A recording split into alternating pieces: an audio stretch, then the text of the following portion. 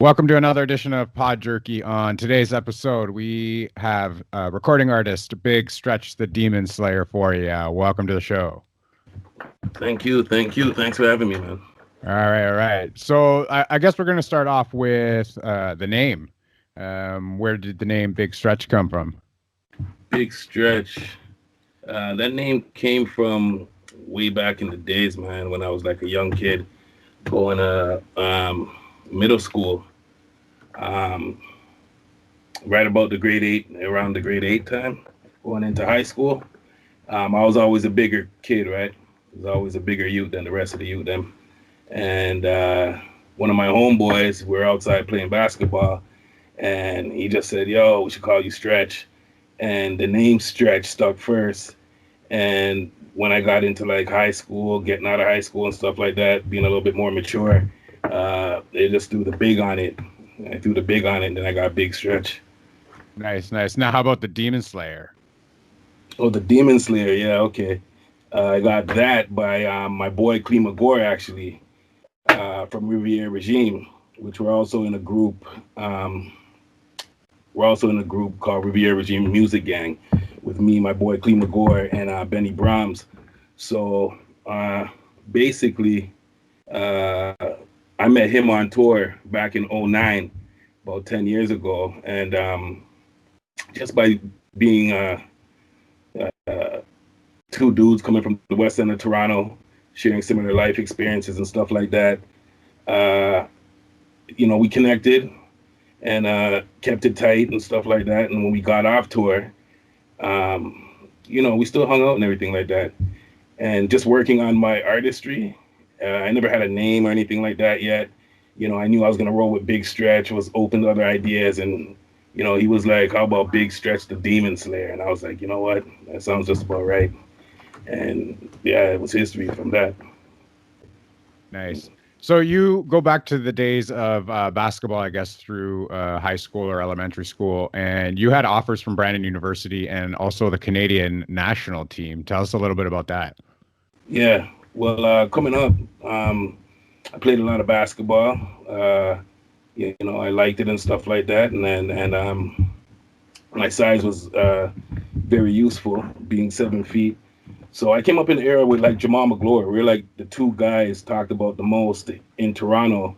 He played for Eastern Conference. I was in the West End, and we're just the two guys standing around the same height, same age, and basically. Uh, the Brandon University offer came when I was in high school. Actually, one of the scouts flew out to. I went to West Humber Collegiate in the Tobico area.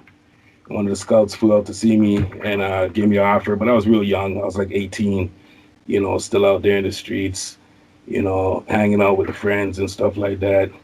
And didn't fully take the offer, but I was open to it and went and checked it out and stuff like that.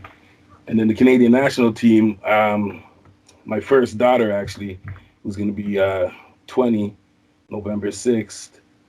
She was going to Humber College, and she was going to daycare there.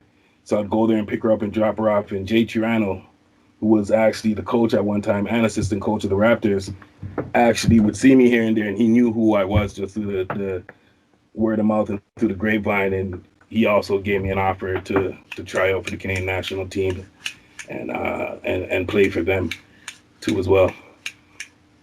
Yeah, that must have been pretty exciting. Yeah, well, the offer and opportunity was, but like I said, once again, being young, not really fully aware of the value of what you have and the size and how it can help you later on in the long run. When you are a little bit older, there were opportunities that passed up too, but it was good just to actually be into that cipher and be spoken about and actually, have those opportunities anyways. But it is what it is, and everything's for a reason. So I'm here right now, still using the size and height to entertain. So, True, very true, very true. So when did you start to get into music? You probably have always been into music your whole entire life, but when did it start to get into something that you wanted to pursue?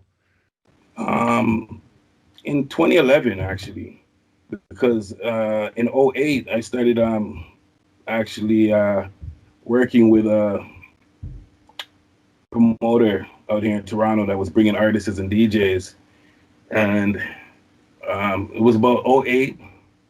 I got caught up with the law, you know, just being a product of your environment and stuff like that. Like I said, I grew up in the West End, you know, in the projects, out in Rexdale there. And, you know, you're young, you get caught up as you grow coming up in life. You see the reflection of what's going on around you and stuff like that. And like anything else, you know, you get involved. So basically in '07, I got caught up with the law. Fortunately, I was able to keep myself out here on the street, beat that, put it behind me, and then just wanted to change my life around. Was tired of what I was doing, and knew I had more potential to do something else than just being out in the street and stuff like that. It was like something I've done and I've mastered, and you know, you mature and you grow up from that. And then I had a kid at the time, and I was like, you know, it's not all about me anymore. I got to think about that and be out here on the road for her.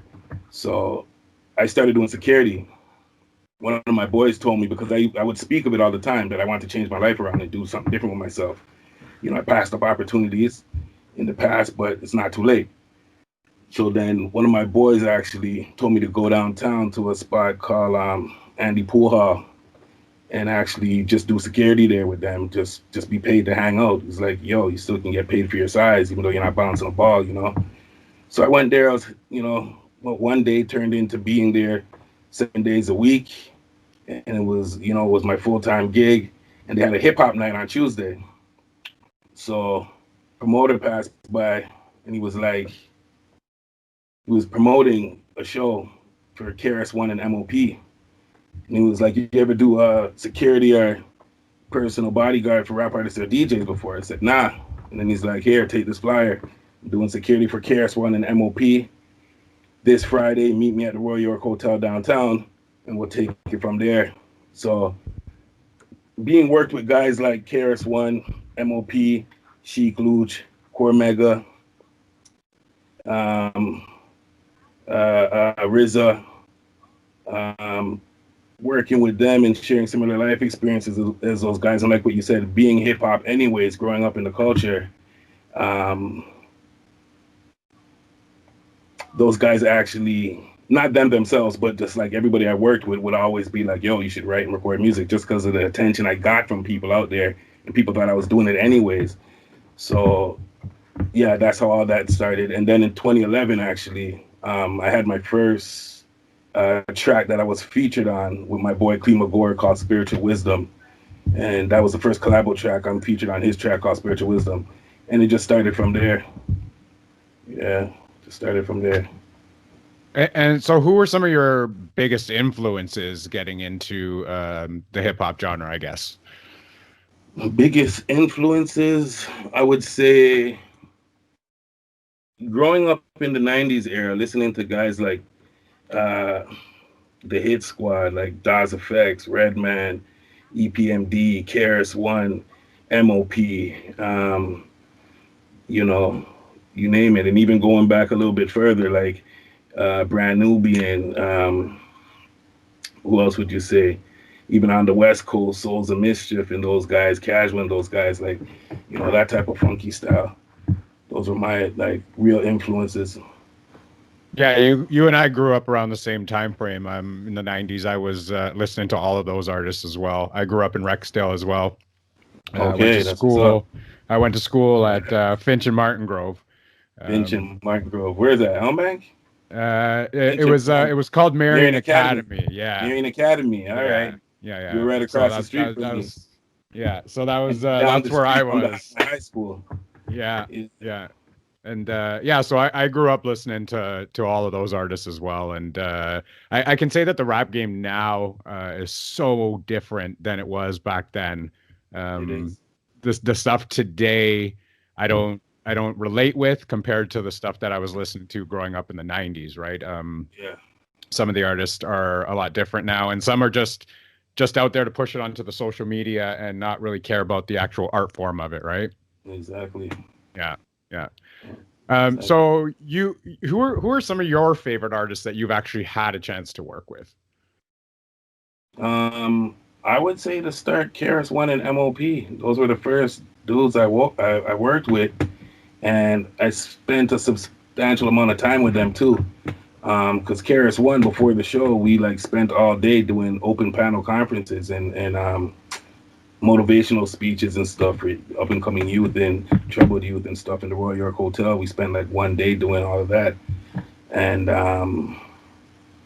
so working with him, being a guy that I actually grew up listening to, on the block when I was out there doing my thing, and MOP too was it was a good time working with them too as well, because Little Fame actually, he was real cool. Like right away off the bat, like he gravitated towards me. Like I remember even before the show, we actually did an interview with Much Music in the Royal York Hotel. And then like I had the big truck too. I had the SUV, I had the Denali, and I picked him up from the airport. We went and got a bite to eat and stuff. We were doing those interviews, and then in the evening, late evening, everybody went back to their hotel rooms until the show at night. And Fame was like, "Hey, yo, Stretch, where you going?" I'm like, "I'm just gonna go grab a bite to eat." We were downtown. I was like, "I'm probably gonna just go cruise downtown, grab a bite. If you need anything or y'all want to go on the road or whatever, hit me up." And he was like, "Nah, come chill with me." And so we chilled in his room. I chilled in his room with him all night until the show. We were watching the Raptors game. He was mad tired though. He ended up knocking out in like a couple minutes. But he was like, "Hey, my gift basket, I don't mess with that stuff. You can have that." And it was cool because one of my friends even called me at the time when I was there with him. And my boy asked me, "Yo, what up? What's regular conversation? What are you up to?" I was like, "I'm here actually with Fame from MOP, like doing the security with them." He was like, "Yeah, right." And Fame was like, "Yeah, give me the phone." He was like, "Hey, yo, Jaybird, what's up, man?" I called my boy by his name, and it was just a real special experience, So I would say working with MOP. Who else? Who else did I work with? Cormega was cool too, working with him, because he also he comes to Toronto a lot and been coming here since like time. So just to hear him mention like certain hoods and certain places, like, "Hey, yo, what up with all my Jane and French niggas, or what up with all my Rexdale niggas? What's going on?" Like it was a cool thing to see that he actually acknowledged certain parts here in Toronto that are known for putting Toronto on the map as well. So working with guys like that was a good experience, I would say.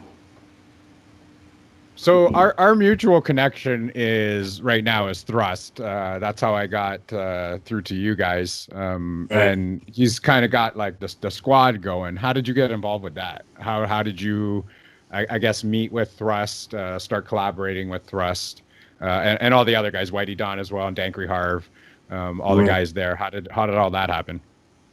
Okay, that was pretty interesting too. Okay, so connecting with Thrust and actually linking up with Thrust, that was through Whitey Don actually. And Whitey Don I had known previously from working down at the pool hall there, because they had a hip hop night on a Tuesday night, and he would come through just on regular nights too, and just chop it up. We kick it, we'll talk, and for a white guy, being involved into reggae and knowing the history of it too and stuff like that, we connected on a level, and he would always come around and just give me dap and just show me respect and talk to me and stuff like that. He's older than me too, so he'd always kick knowledge, come around and stuff. And then basically we kept it cool. And I didn't even know he was an artist. I didn't know he worked with KRS-One and all these other guys and stuff like that. Fife Dog, rest in peace. Chip Fu.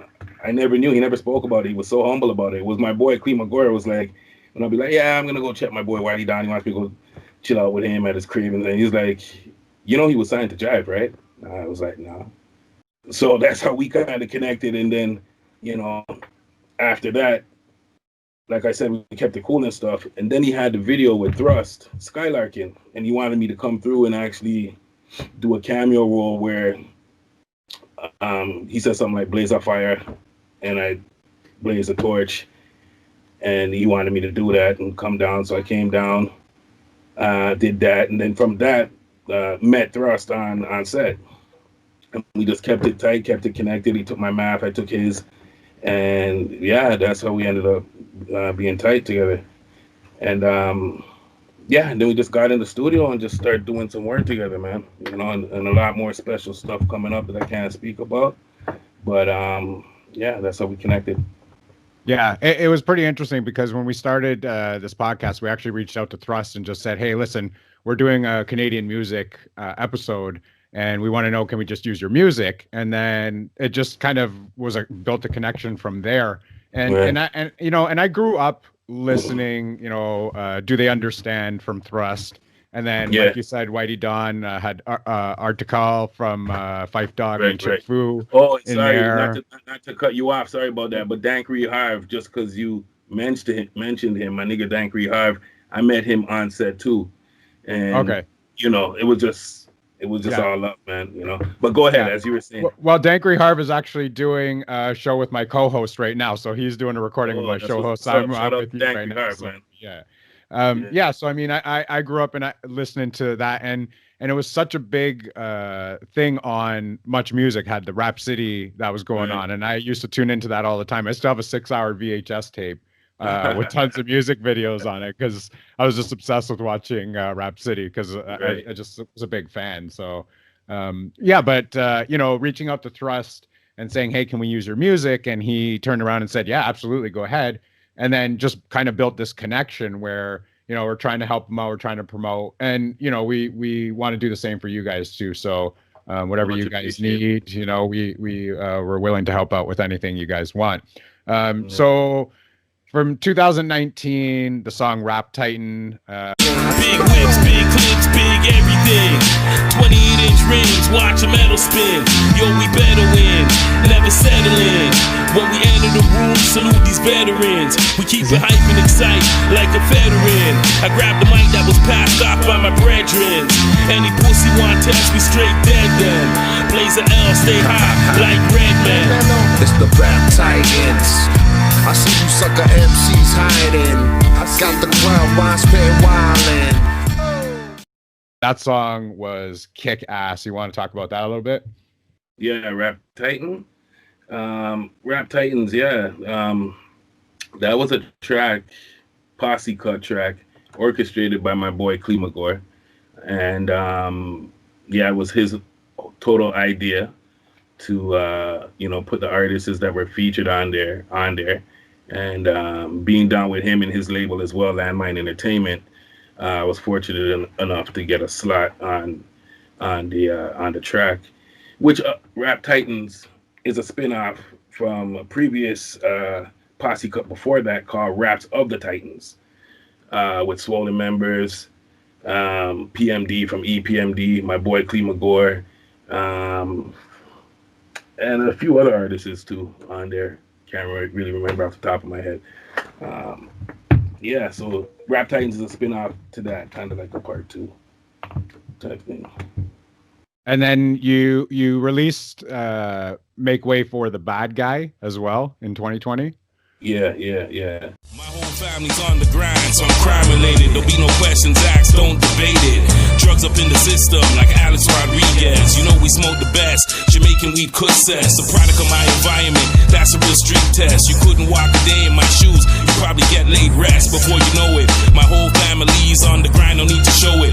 Original rude boy, number one poet. Watch how we reap, how we sow it. We keep shining like stars, always stay glowing. Crime related, patiently waited. Got the license reinstated, overshadowing you punks. In the dark you faded, my wrist stay blinging, my teeth gold plated. You bound from team to team, rookie being traded in the off season, committing treason, leave you bleeding. The regime will have you killed for the slightest reason. You're all a bunch of fucking.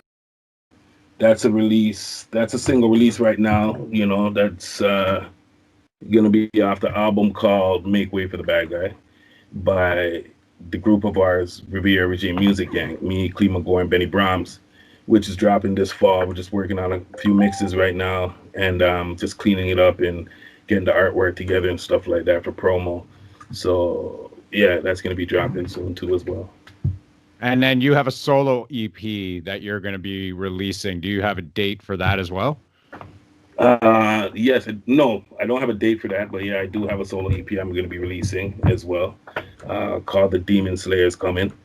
And I don't have a date yet, only because still finalizing some tracks, still mixing, mastering some tracks. I got my boy um, Rick Shaw from Slept On Studios working on some of the production for me too as well. Shout out to Navi the North, he's on some of the production. My boy Cleveland Gore is working on some of the production. So just pulling everything together right now. It's like the body of work is laid out and recorded, just putting the finishing touches on it. But my birthday is coming up December 9th, and me and Thrust were talking, and probably I'm going to let something off for my birthday, just a single to the album, to the EP itself. So that's as close as a date I have right now. So, but I ain't rushing, I'd rather take my time with it and make sure it's done properly. It's not a school project. It's not due in the morning. And I'm going to be doing this, till the wheels fall off. So it is what it is. Right. Yeah. So tell me a little bit. I always ask any artist that we have on here if they're from Canada. Do you find the support in Canada hard to get in terms of listenership or any kind of support for that matter? Do you find it easier to get your music out in the US? Yeah, I would say it's more easier to get it out in the US because don't get me wrong, you have twice as much people doing it, so it's not like easy as that. But like seeing how the US and New York is the mecca of hip hop, where it comes to the foundation and shit like that, and then you got all the big buildings out there too, Hot 97, this, that, Shade 45. It's not like they're on some separate planet somewhere else. They're right over there. So if you can be there, I think you got better shots and opportunities. And they got more radio stations too, like right, that will play underground music as well. As far as up here is what do we have? 93.5 and 98.7, I think.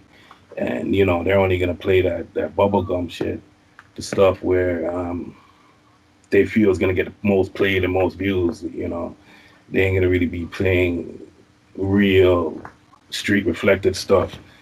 Guys like us that are kind of like CP24, just reporting what's like the news, reporting what's going on in the streets, whether it be current life experiences or experiences, people went through. They don't want the truth to be heard like that. So, but in the States, you got guys that'll still give you a shot. And if you walk up in the building, they'll probably be like, hey, yo, listen, you available at 5 or tomorrow? And they'll give you their air, you know what I mean?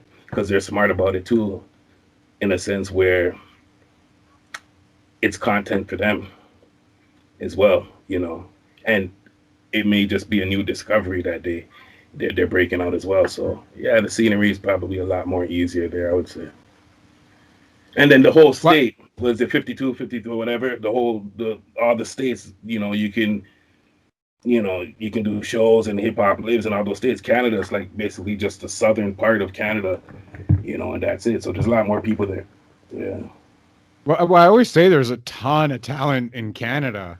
Excuse me. There's a ton of talent in Canada, and a lot of it goes unrecognized. And I know quite a few talented bands or musicians that have tried and gone for the shot, but just haven't gotten there. And I wonder if they were in the U.S., if things would have been different for them. Yeah.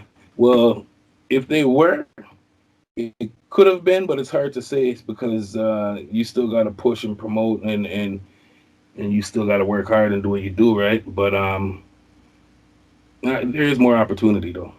Definitely, there is more opportunity. All right. So without getting into too much information, too much detail, because I know you can't give away everything, just let everybody know what you have in the works right now. I know working with Thrust, there's some stuff that we can't say, some of that stuff. But personally, what's in the works for you right now? What do you got on the go? Right now, what I got on the go right now, like we just mentioned, that Riviera Regime Music Gang album, Make Way for the Bad Guy, that's in the works right now. Supposed to be released this fall. The solo EP, that's in the works right now. Releasing this year or very early next year, but you will get a single or a snippet out of it this year. There's a new mixtape out right now Murder Machine Mixtape 2. Shouts out to my boy DJ Gruesome from Ottawa and my boy Hoban, BPLA. He's from California, from Cali. They put this mixtape together, and I was fortunate enough to be featured on this mixtape with some other heads on there, like you got Son Doobie from Funk Dubious on there, Bumpy Knuckles is on there, I'm on it, Ill Bill's on it, a bunch of cats are on it, man. I think Benny the Butcher's on there. I think Ghostface is on it too. There's a lot of heads on it still. So that's out right now. It was released October 16th. You can listen to that on SoundCloud. And what else? That's about it, basically. Yeah, that's what's up right now. Cool. So why don't you let everybody know where they can find you, where they can find your music, give us your socials, where they can link up with you. Yeah, well, you hit me up on Instagram, big stretch underscore, big underscore stretch underscore RMG. You hit me up on Facebook, Stretch Diesel, Big Stretch the Demon Slayers fan page, Twitter, Big Stretch. You know, you can hit me up there, social medias, and keep connected and just see what I'm up to, man, and what's in store. Yeah. Awesome. So we want to say thank you very much for coming on today, giving us a little bit of your time. If there's anything else that you want to say, feel free to do so. Okay. Yeah. Well, I'd just like to say thanks for reaching out to me and considering me being, a guest on your show. I highly appreciate that. And like I said, I want to shout out to my homies like Thrust, Whitey Don, Dankery Harv. Shout out to my boy Rick Shaw from Slept On Studios. He's actually here in the studio with me right now. My boy Clee McGore from Riviera Regime. Benny Brahms, who's out in Bed-Stuy right now from Riviera Regime. Who else? Nabby the North. Big him up too because he helped me out on some production with the EP coming up. Who else is there? Man, these things are so hard, man. It's like going to a grocery store. You know you're going to forget something on the list. Yeah. But, yeah, man, anybody else I didn't shout out, they know what time of day it is, though, man. They know I got love for them. So, basically, yeah, that's it, man. Yeah. Awesome. So thanks so much for coming on. Great conversation. Great getting to know you a little bit better here and getting your music out. Hopefully, everybody that's listening here, go and check out Big Stretch. Go and check out his music. He's got his EP coming out, and then there are some projects in the works right now that you will all find out about at a later date. So everybody tune in and subscribe and go and check out Big Stretch's music and try to hit him up on Instagram. Follow, like, subscribe, do it all. Such a gentleman. Thanks so much for coming on, and we will talk to you in a bit. All right, man. Sounds good. I appreciate it, man. Appreciate you guys down there, too. Thanks. All right, man. Cool.